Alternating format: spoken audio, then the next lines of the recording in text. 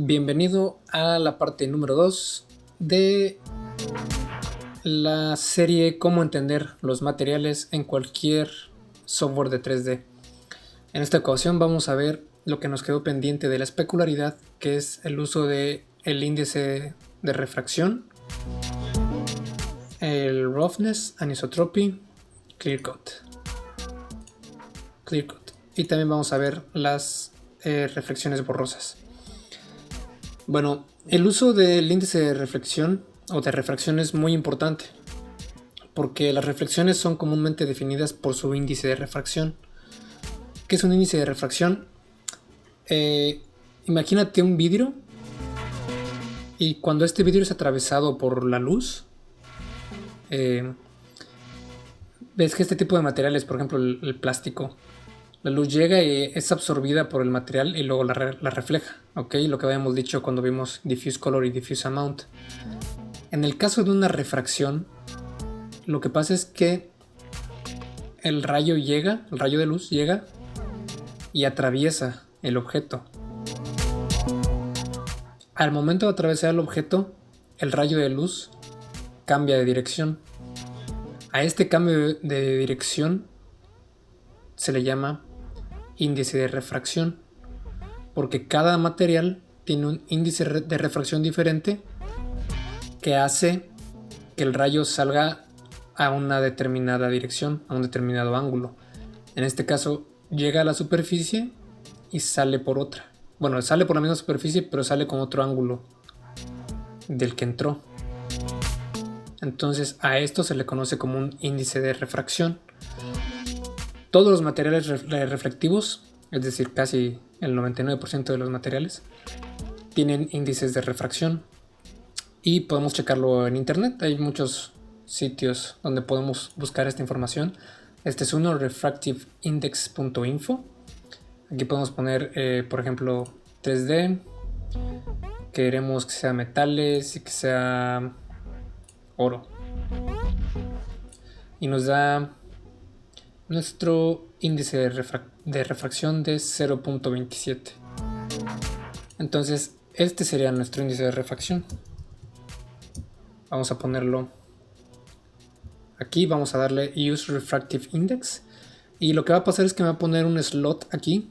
Va a bajar estos dos y me va a poner uno nuevo aquí, que es donde tengo que yo poner mi índice de refracción. Ok, Refractive Index. Aquí modo me pone varios índices de refracción. Por ejemplo, el del aire es 1 porque el aire no hace que cambie la dirección los rayos de luz. Pero por ejemplo el agua tiene 1.33, el cuarzo, la esmeralda, rubí, cristal, diamante, todo tiene diferentes índices de refracción. En este caso yo ya chequé que el del oro es 0.27, 0.49. Le damos OK. Y vamos a poner nuestros parámetros que teníamos hace rato para hacer oro.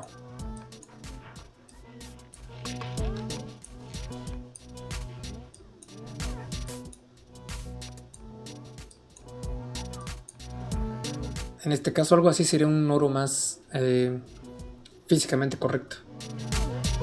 Okay, aún así hay muchas formas de modificar esto, ¿no? Y al final de cuentas tiene que ser algo que a ti te guste, algo que tú sientas que es correcto. ¿Okay? Cuenta mucho también las referencias que tengas de fotografías y el gusto artístico con el que tú te sientas más cómodo, ¿no? Entonces, ese es el índice de refracción. Digamos, por ejemplo, que mi índice de refracción es 1.33 o lo mismo que es el agua. Ahorita voy a hacerlo transparente, sé que no lo hemos visto, pero es únicamente para que veamos el efecto que tiene esto. Aquí podemos ver precisamente que parece agua. Voy a dejar que renderice un poco más y voy a pausar la grabación. Aquí ya avanzó un poco más el renderizado y vemos como ya parece agua, ¿no?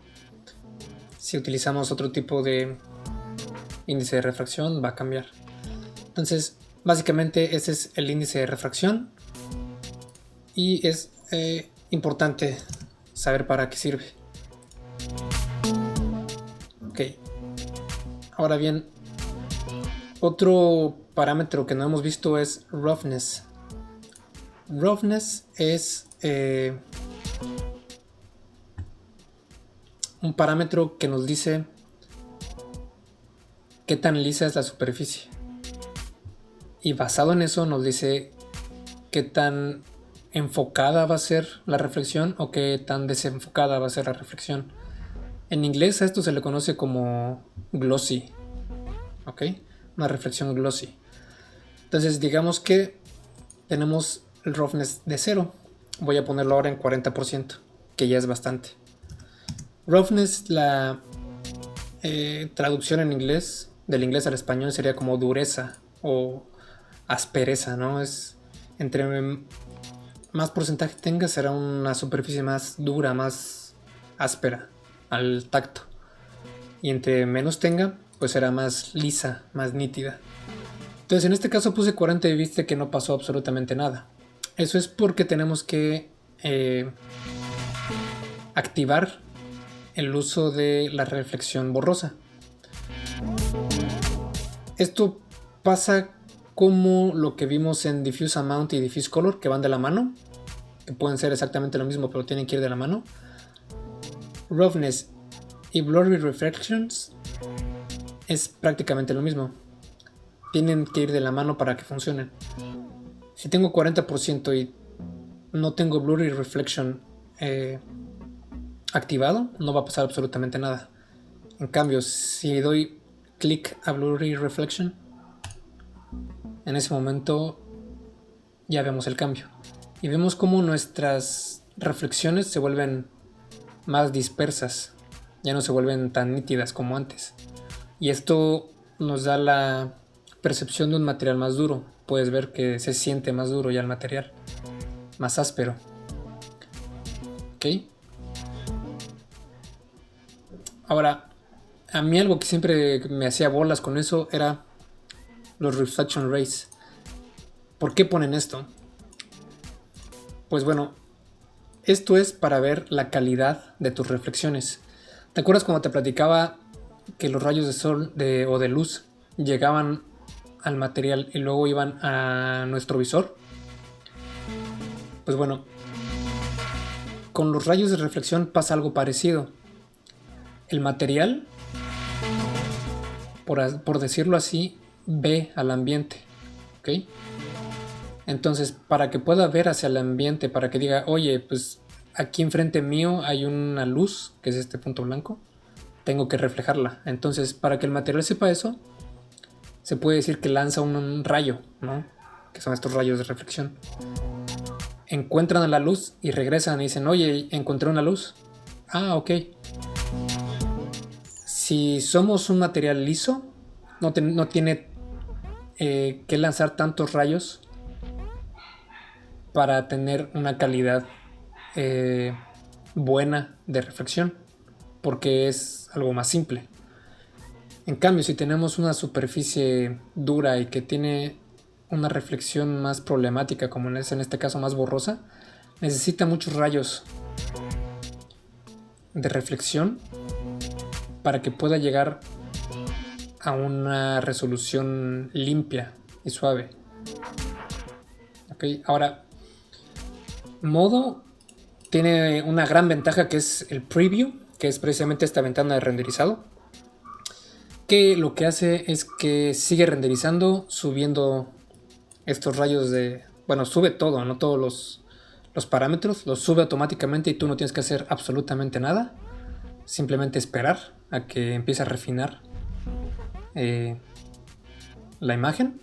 Pero la mayoría de software no funciona así, de las paqueterías de 3D. Entonces en este caso voy a hacer un render como se haría en cualquier otra aplicación de 3D para que veamos cómo funcionan los rayos de reflexión.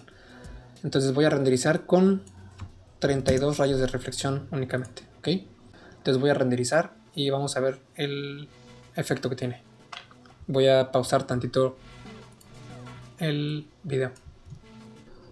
Y bueno, el render ya ha terminado y podemos ver cómo 32 rayos de reflexión borrosa hacen que se vea, pues sí, la reflexión de alguna forma borrosa, pero se ve muy granulado. Y esto significa que básicamente no estamos alcanzando los rayos de reflexión que necesitamos para que esto, lo que estoy señalando, se vea de una forma suave. Porque aquí parece que estuviera de muy baja calidad o que tuviera una textura muy sí rugosa, pero como si fueran, no sé, piedritas o algo así, ¿no? Cuando en realidad queremos una superficie que se vea más lisa, que se perciba más lisa, pero que la reflexión sea borrosa, ¿ok? Entonces, para hacer eso, lo único que necesitamos hacer es lanzar más rayos para quitar esto, ¿ok? Entonces, cuando veas esto, tienes que aplicar únicamente más rayos de reflexión. Entonces, lo que vamos a hacer es aumentar. Aquí, por ejemplo, en el programa que utilizo, modo, hay flechitas al lado de varios parámetros. Esto quiere decir que si presionamos la flechita, nos da varias opciones para llenar nuestros parámetros. En este caso, si le doy, por ejemplo, aquí, me dice que 16 rayos es faster, es más rápido. 64 es el default, el predeterminado. 256 es, digamos que un poquito mayor. Y 1024 es de una calidad más alta.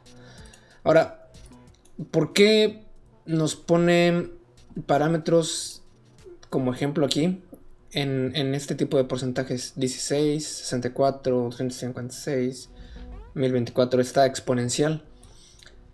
Esto no recuerdo dónde lo leí hace mucho tiempo, creo que cuando recién empezaban esto del 3D, que empecé a devorar libros de cómo hacer mejores renders, cómo renderizar mejor.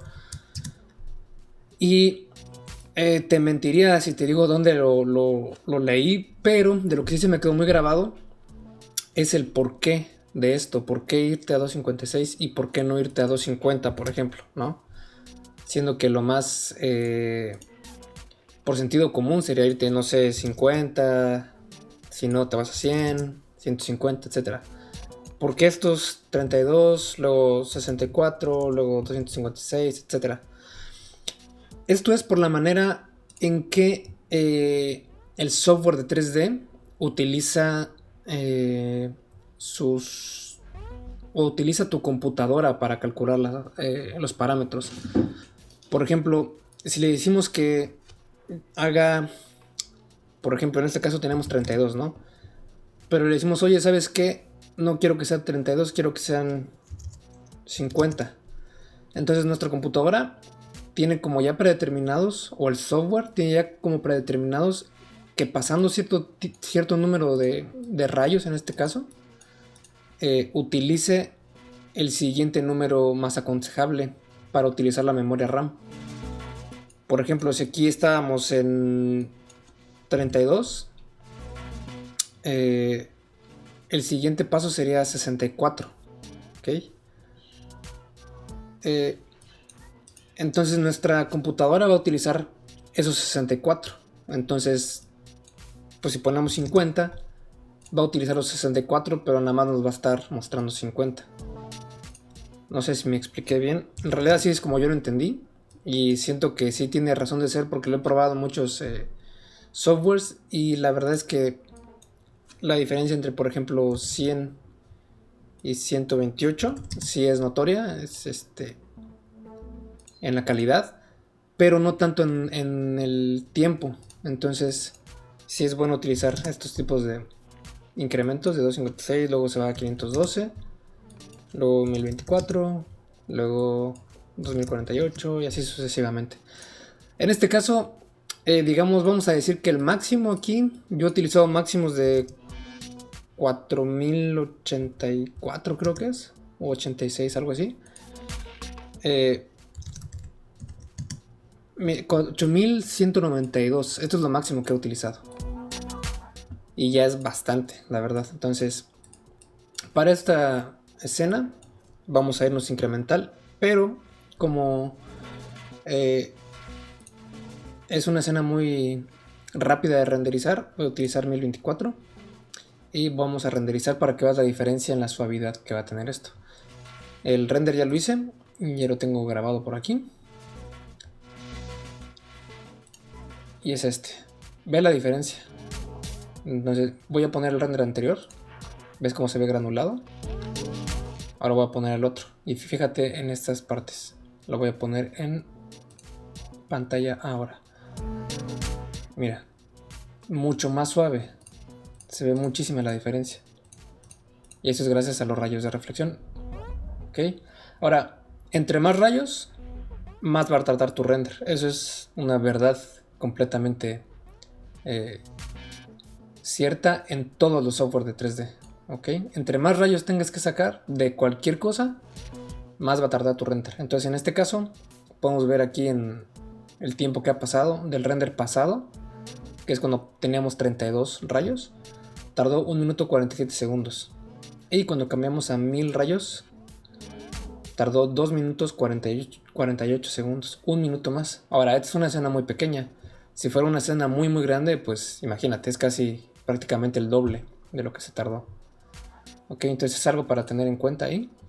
Básicamente eso es lo que hacen los reflection rays. En otros softwares, por lo general, no te aparece como reflection rays, te aparece como samples, reflection samples. Y bueno, eso es en cuestión de las reflexiones borrosas. El siguiente parámetro que vamos a ver es anisotropy. Este parámetro es muy fácil de identificar en ciertos tipos de materiales. Por ejemplo, los materiales que tienen los equipos o los utensilios de cocina. Por ejemplo, este tipo de ollas. Vemos cómo tienen como dirección, ¿no? Tienen como hebras que van en un tipo de dirección, en este caso circular, alrededor de todo el material. Entonces, como es un material metálico, tiene un índice de refracción específico, pero además de eso, por la naturaleza de cómo está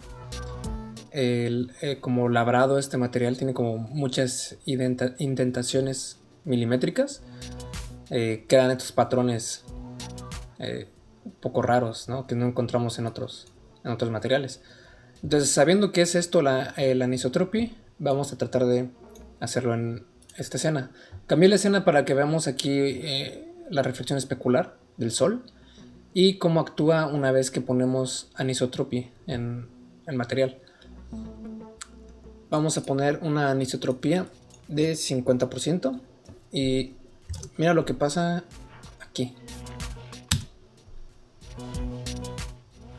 La reflexión se empieza como a alargar, que es precisamente lo que pasa en estos casos, ¿no? No vemos el puntito de la fuente de iluminación, sino que vemos cómo se alarga la especularidad, y es precisamente lo que está pasando aquí.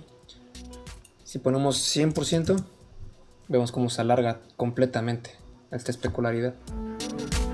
Y esto por lo general tienes que añadir una textura para que funcione bien en la anisotropía. En Modo, que es el programa que uso, ya tiene un predeterminado, un mapa de anisotropía. Me pongo una textura porque si le pongo ninguna, pues me regresa a como estábamos antes. Entonces eso es importante. Esto sí cambia, pues digamos que relativamente bastante de software a software, pero sabiendo que necesita una textura y lo que afecta a la especularidad, pues ya tienes una idea más acorde a lo que tienes que editar para obtener este resultado. Y bueno, vamos a quitarlo Y por último, vamos a checar el Clear Coat Amount. Este parámetro, la verdad que no recuerdo haberlo visto en otros softwares, únicamente en modo.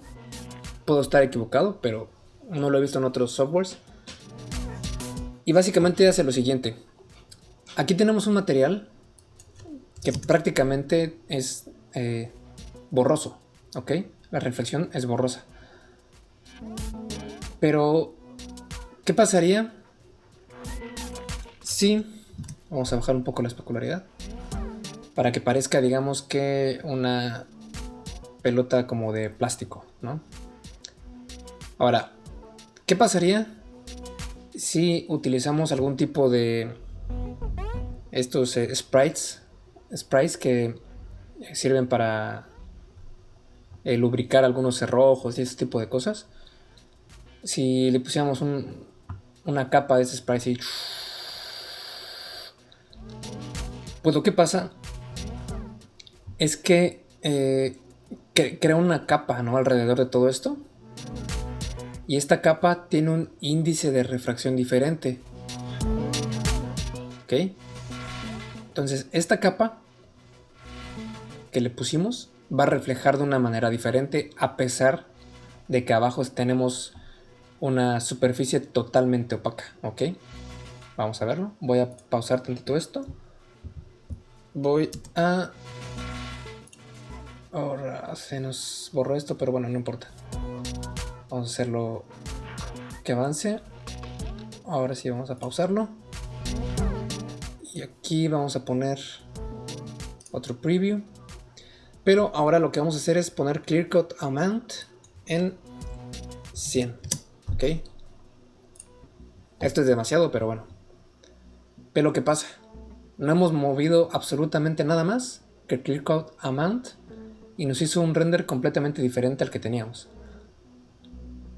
Entonces, por lo general nunca vamos a poner el 100%. 100% sería como decirle, oye, ¿sabes qué? No quiero nada de esto y quiero 100% de esto.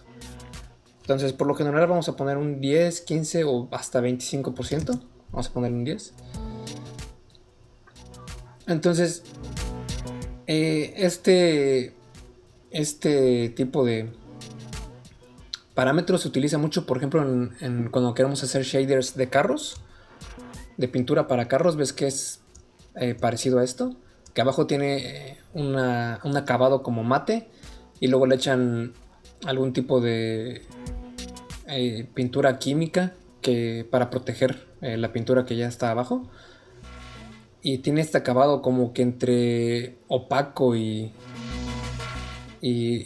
reflectivo, ¿no? Y es básicamente lo que tratamos de emular en este caso, ponerle como una capa al shader de protección. ¿Ok? Y bueno, como te comento, esto no lo he visto en otros softwares. Seguramente debe haber alguno que lo tenga, pero hasta ahora solo lo he visto en modo. Y sí sirve para algunos casos específicos, pero en la mayoría de casos la verdad es que no lo vas a utilizar, más que para casos muy específicos. ¿Ok? Y bueno, Clear Coat Roughness es precisamente lo mismo que el roughness de la especularidad. Es para ver qué tan borroso o qué tan nítido es la reflexión de la capita esta que ponemos al final, ¿no? Que en realidad, pues sí sería bueno poner un 1%, un 5% o hasta un 10% tal vez, ¿ok? Pero es cuestión de gustos. Y el Clear Coat Bump es igual que el Bump, que lo vamos a ver en la siguiente sesión, de hecho, en el siguiente video. Pero digamos que es como poner